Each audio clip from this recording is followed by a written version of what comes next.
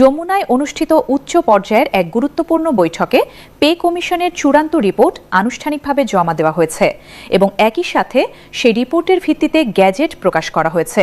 এই গ্যাজেটে মোট ৩টি যুগান্তকারী সিদ্ধান্ত ঘোষণা করা হয়েছে। প্রথমত, কর্মচারীদের বেতন অনুপাত নির্ধারণ করা হয়েছে ১:৫। দ্বিতীয়ত, কর্মকর্তাদের বেতন অনুপাত নির্ধারণ করা হয়েছে ১:৬। এবং তৃতীয় এবং সবচেয়ে চমকপ্রদ, সবচেয়ে আলোচিত এবং সবচেয়ে ঐতিহাসিক সিদ্ধান্তটি হল, এখন থেকে প্রতিটি সরকারি চাকরিজীবী অবসর গ্রহণের পর তার শেষ প্রাপ্ত মূল বেতনের পুরো ১০০% অবসর ভাতা বা পেনশন হিসেবে আজীবন পাবেন। একটু থামুন, এই তৃতীয় সিদ্ধান্তটা আরেকবার মনে মনে পড়ুন। ১০০% পেনশন মানে হলো, আপনি আজকে চাকরিতে যে বেতন পাচ্ছেন, অবসরের পরেও ঠিক সেই একই পরিমাণ টাকা আপনি প্রতি মাসে পাবেন আপনার জীবনের শেষ দিন পর্যন্ত। কোনো কমতি নেই, কোনো কাটছাঁট নেই। এটি কি সত্যিই সম্ভব?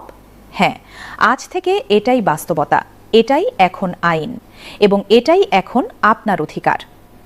এবার একটু পেছনে ফিরে তাকানো যাক। এই সিদ্ধান্তটি কেন এত গুরুত্বপূর্ণ সেটা বোঝার জন্য আমাদের একটু ইতিহাস দেখতে হবে। এতদিন আমাদের দেশে সরকারি চাকরিজীবীরা অবসর নেওয়ার পর কতটুকু পেনশন পেতেন? তারা পেতেন তাদের শেষ মূল বেতনের মাত্র অর্ধেক। এই অর্ধেকটুকু দিয়ে বর্তমান বাজারে একটি মানুষ কিভাবে সংসার চালাতেন সেটা ভাবলেই বুকটা ভারী হয়ে যায়। চালের দাম, তেলের দাম, গ্যাসের দাম, ওষুধের দাম, ডাক্তারের ফিস সবকিছু যখন আকাশ ছোঁয়া, তখন মাসের শেষে সেই অর্ধেক পেনশনে দিন গুজরান করা ছিল এক অসম্মানজনক সংগ্রাম। যে মানুষটা তার জীবনের ৩০ বছর ৩৫ বছর দেশের সেবায় দিয়ে দিলেন, রোদে পুড়ে বৃষ্টিতে ভিজে মাঠে ঘাটে ঘুরে মানুষের সেবা করলেন, তার এই পরিণতি কি আসলে ন্যায্য ছিল? না, ছিল না। এবং সেই অন্যায় আজ থেকে দূর হলো। এখন প্রতিটি সরকারি কর্মচারী এবং কর্মকর্তা জানবেন যে তার চাকরি জীবনের শেষ দিনে তিনি যে বেতন পাচ্ছেন, ঠিক সেই একই পরিমাণ টাকা দিয়েই তার অবসর জীবন শুরু হবে। আর সেই একই পরিমাণ টাকা তিনি পাবেন তার জীবনের প্রতিটি মাসে, শেষ নিঃশ্বাস পর্যন্ত। এই নিশ্চয়তার অনুভূতি কতটা গভীর সেটা যার জীবনে আর্থিক অনিশ্চয়তা আছে সেই বুঝতে পারবেন। যে বাবা তার সন্তানদের মুখের দিকে তাকিয়ে ভাবতেন বুড়ো বয়সে কিভাবে চলবে, সেই বাবা আজ থেকে নিশ্চিন্তে থাকতে পারবেন। যে মা সারা জীবন কষ্ট করে সংসার সামলেছেন, তিনি অবসরে গিয়ে কারো কাছে হাত পাততে হবে না। এবার বেতন অনুপাতের বিষয়টি বিস্তারিতভাবে বোঝার চেষ্টা করি। অনেকের কাছে ১:৫ বা ১:৬ বলতে ঠিক কি বোঝায় সেটা পরিষ্কার নাও হতে পারে, তাই সহজ ভাষায় ব্যাখ্যা করছি। কর্মচারীদের ক্ষেত্রে ১:৫ মানে হলো, সরকারি চাকরির সর্বনিম্ন গ্রেড থেকে সর্বোচ্চ গ্রেডের বেতনের ব্যবধান হবে ১ থেকে ৫ গুণ। অর্থাৎ সর্বনিম্ন পদে কেউ যদি ১২,০০০ টাকা মূল বেতন পান, তাহলে কর্মচারী পর্যায়ে সর্বোচ্চ বেতন হবে ৬০,০০০ টাকা। একইভাবে কর্মকর্তাদের ক্ষেত্রে ১:৬ মানে সর্বনিম্ন থেকে সর্বোচ্চ পদের বেতনের ব্যবধান হবে ৬ গুণ। এখন প্রশ্ন হলো, এই ব্যবস্থার সুবিধা কোথায়? সুবিধা হলো, এতে বেতন কাঠামোটা সবার কাছে স্পষ্ট হয়ে যাবে। আগে কেউ বুঝতে পারতো না কে কত পাচ্ছে, কেন পাচ্ছে। উচ্চপদস্থ কর্মকর্তারা অনেক বেশি সুবিধা পাচ্ছেন, অথচ নিচের কর্মচারীরা সামান্য বেতনে জীবন কাটাচ্ছেন। এই যে অদৃশ্য বৈষম্য ছিল, সেটা এই অনুপাতের মাধ্যমে একটি সীমার মধ্যে আসবে। পদমর্যাদা অনুযায়ী বেতনের পার্থক্য থাকবে, সেটা যৌক্তিক, কিন্তু সেই পার্থক্য যেন আকাশ পাতাল না হয়, সেটাই ছিল এই সংস্কারের মূল উদ্দেশ্য। দীর্ঘদিন ধরে দেশের বিভিন্ন প্রান্ত থেকে বিভিন্ন সংগঠনের পক্ষ থেকে এই অভিযোগ আসছিল যে বিদ্যমান বেতন কাঠামো বৈষম্যমূলক। একজন মাঠকর্মী যখন প্রচণ্ড গরমে বাইরে ঘুরে ঘুরে কাজ করছেন, একজন প্রাথমিক বিদ্যালয়ের শিক্ষক যখন প্রত্যন্ত গ্রামে বসে শিশুদের শেখাচ্ছেন, একজন পুলিশ কনস্টেবল যখন রাতের পর রাত ডিউটি করছেন, তখন তারা যে বেতন পেতেন সেটা আসলে তাদের শ্রম ও ত্যাগের কোনোভাবেই প্রতিদান হতো না। নতুন এই কাঠামো সেই দীর্ঘদিনের অসন্তোষকে অনেকটাই প্রশমিত করবে এবং সবার কাছে একটি গ্রহণযোগ্য ও ন্যায়সঙ্গত কাঠামো উপহার দেবে। যমুনায় অনুষ্ঠিত সেই ঐতিহাসিক বৈঠকে যে পে কমিশনের রিপোর্ট উপস্থাপন করা হয়েছে, সেটি প্রস্তুত করতে দীর্ঘ সময়, বিশাল গবেষণা এবং অসংখ্য মানুষের মতামত ও পরামর্শ নেওয়া হয়েছে। এই রিপোর্টে শুধু বেতন বাড়ানোর কথা নেই, এতে আছে পুরো বেতন স্কেলের বৈজ্ঞানিক পুনর্বিন্যাস, আছে বিভিন্ন ভাতা ও সুযোগ সুবিধার আধুনিকায়ন, আছে আন্তর্জাতিক মানদণ্ডের সাথে আমাদের প্রশাসনিক কাঠামোকে সামঞ্জস্যপূর্ণ করার রূপরেখা, এবং সর্বোপরি আছে দীর্ঘমেয়াদে একটি টেকসই, দক্ষ এবং কর্মবান্ধব প্রশাসন গড়ে তোলার সুস্পষ্ট দিক নির্দেশনা। এই রিপোর্ট শুধু আজকের জন্য নয়, এটি আগামী দশকের জন্য বাংলাদেশের প্রশাসনিক কাঠামোর একটি মজবুত ভিত্তি তৈরি করবে। এই সিদ্ধান্তের প্রভাব শুধু বর্তমান কর্মরত কর্মচারীদের মধ্যেই সীমাবদ্ধ থাকবে না। এই ঘোষণার ফলে ভবিষ্যতে সরকারি চাকরির প্রতি মেধাবী তরুণ প্রজন্মের আকর্ষণ বহুগুণে বেড়ে যাবে। আজকের যে তরুণ ভাবছেন কোন পথে যাবেন, দেশে থাকবেন নাকি বিদেশে যাবেন, সরকারি চাকরি করবেন নাকি বেসরকারিতে, তিনি এখন নতুনভাবে ভাবার সুযোগ পাচ্ছেন। কারণ এখন সরকারি চাকরি মানে শুধু একটি নিরাপদ চাকরি নয়, এটি মানে আজীবনের আর্থিক নিরাপত্তা, চাকরি থাকাকালীন একটি ন্যায্য ও মর্যাদাপূর্ণ বেতন এবং চাকরি শেষ হওয়ার পরেও সেই একই মর্যাদায় জীবনযাপন করার নিশ্চয়তা। এই দুটো একসাথে পেলে কম মেধাবী মানুষ সরকারি চাকরিকে অবহেলা করতে পারবেন? বিশেষজ্ঞরা বলছেন এই সিদ্ধান্তের আরেকটি অত্যন্ত গুরুত্বপূর্ণ পরোক্ষ সুফল হবে দুর্নীতি হ্রাস পাওয়া।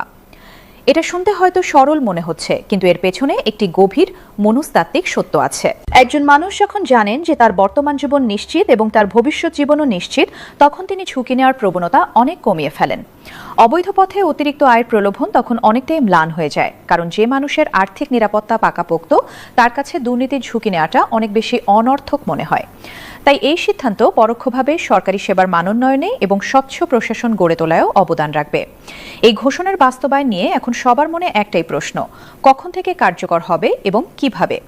গ্যাজেট প্রকাশের পর সংশ্লিষ্ট সব মন্ত্রণালয় এবং বিভাগ নিজ নিজ ক্ষেত্রে দ্রুততম সময়ের মধ্যে প্রয়োজনীয় নির্দেশনা জারি করবে বলে আশা করা হচ্ছে। অর্থ মন্ত্রণালয় প্রয়োজনীয় বাজেট বরাদ্দ নিশ্চিত করবে, জনপ্রশাসন মন্ত্রণালয় পদায়ন ও কাঠামোগত নির্দেশনা দেবে, হিসাব মহানিয়ন্ত্রকের কার্যালয় মাঠ পর্যায়ে বাস্তবায়নের সুনির্দিষ্ট প্রক্রিয়া ঠিক করবে। এই পুরো প্রক্রিয়াটি একটি বিশাল কর্মযজ্ঞ। লক্ষ লক্ষ কর্মচারীর তথ্য আপডেট করা, নতুন নিয়মে গ্রেড নির্ধারণ করা, পুরনো কাঠামোর সাথে নতুন কাঠামোর নির্ভুল সমন্বয় করা, এগুলো রাতারাতি সম্ভব নয়। তবে সরকার যদি ডিজিটাল প্রযুক্তির সর্বোচ্চ সুবিধা নিয়ে একটি সুনির্দিষ্ট রোডম্যাপ অনুসরণ করে এগিয়ে যায়, তাহলে এই চ্যালেঞ্জগুলো অবশ্যই অতিক্রম করা সম্ভব। তবে এই পুরো প্রক্রিয়ায় সবচেয়ে জরুরি যে বিষয়টি, সেটি হলো শতভাগ স্বচ্ছতা এবং জবাবদিহিতা নিশ্চিত করা। এত বড় একটি পরিবর্তনের সময় প্রতিটি স্তরে কঠোর নজরদারি না থাকলে অনিয়মের সুযোগ তৈরি হতে পারে। গ্যাজেট প্রকাশ থেকে শুরু করে একজন কর্মচারীর ব্যাংক অ্যাকাউন্টে নতুন হারে টাকা ঢোকা পর্যন্ত প্রতিটি ধাপে স্বাধীন মূল্যায়ন এবং জনগণের কাছে জবাবদিহিতা নিশ্চিত করতে হবে। কারণ এই সংস্কারের মূল লক্ষ্য যদি হয় প্রতিটি সাধারণ কর্মচারীর কাছে তার ন্যায্য পাওনা পৌঁছে দেওয়া, তাহলে সেটা নিশ্চিত করার দায়িত্ব সরকারেরই। সামষ্টিক অর্থনীতির দৃষ্টিতে এই সিদ্ধান্তের প্রভাব অত্যন্ত সুদূর প্রসারী। এটা ঠিক যে 100% পেনশন চালু করলে এবং নতুন বর্ধিত বেতন কাঠামো বাস্তবায়ন করলে সরকারের ব্যয় বাড়বে, কিন্তু আধুনিক অর্থনীতির দৃষ্টিভঙ্গি এটাকে অনুৎপাদনশীল ব্যয় হিসেবে দেখে না, বরং এটি মানব সম্পদের প্রতি একটি দীর্ঘমেয়াদী বিনিয়োগ। যখন লক্ষ লক্ষ সরকারি কর্মচারীর হাতে বেশি টাকা থাকবে, তখন তারা বাজারে বেশি কিনবেন। বেশি কেনা মানে বেশি চাহিদা, বেশি চাহিদা মানে বেশি উৎপাদন, বেশি উৎপাদন মানে বেশি কর্মসংস্থান।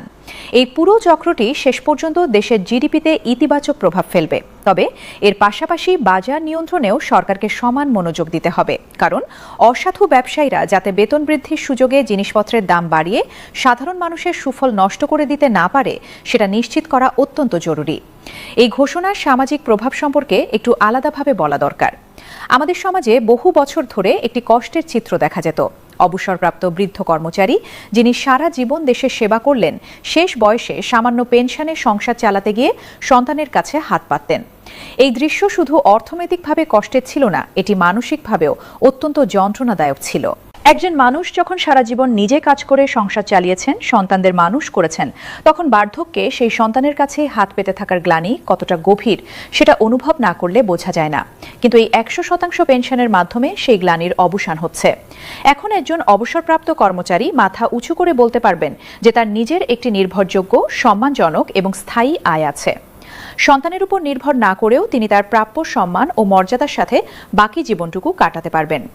একটি সমাজে যখন তার প্রবীণ নাগরিকরা এই ধরনের নিরাপত্তা পান, তখন সেই সমাজের মানসিক স্বাস্থ্য, পারিবারিক বন্ধন এবং সামগ্রিক সুখের মাত্রাও বৃদ্ধি পায়। এটি একটি সত্যিকারের কল্যাণমুখী রাষ্ট্রের চিহ্ন। প্রিয় দর্শক, আপনি যদি এই ভিডিওটি শেষ পর্যন্ত দেখে থাকেন, তাহলে অনুরোধ করব এখনই এই ভিডিওটি আপনার পরিচিত সরকারি চাকরিজীবীদের সাথে শেয়ার করুন, কারণ এই তথ্যটি তাদের সবার জানার অধিকার আছে। আর যারা আমাদের চ্যানেলে একদম নতুন, তারা এখনই চ্যানেলটি সাবস্ক্রাইব করুন এবং নোটিফিকেশন বেলটি প্রেস করে রাখুন, যাতে সরকারি চাকরি সংক্রান্ত কোনো গুরুত্বপূর্ণ আপডেট মিস না হয়। কমেন্ট করে অবশ্যই জানান আপনি কোন জেলা থেকে এই ভিডিওটি দেখছেন এবং আজকের এই ঐতিহাসিক ঘোষণা সম্পর্কে আপনার প্রতিক্রিয়া কি। আজকের মতো এখানেই বিদায়। সুস্থ থাকুন, ভালো থাকুন। আল্লাহ হাফেজ।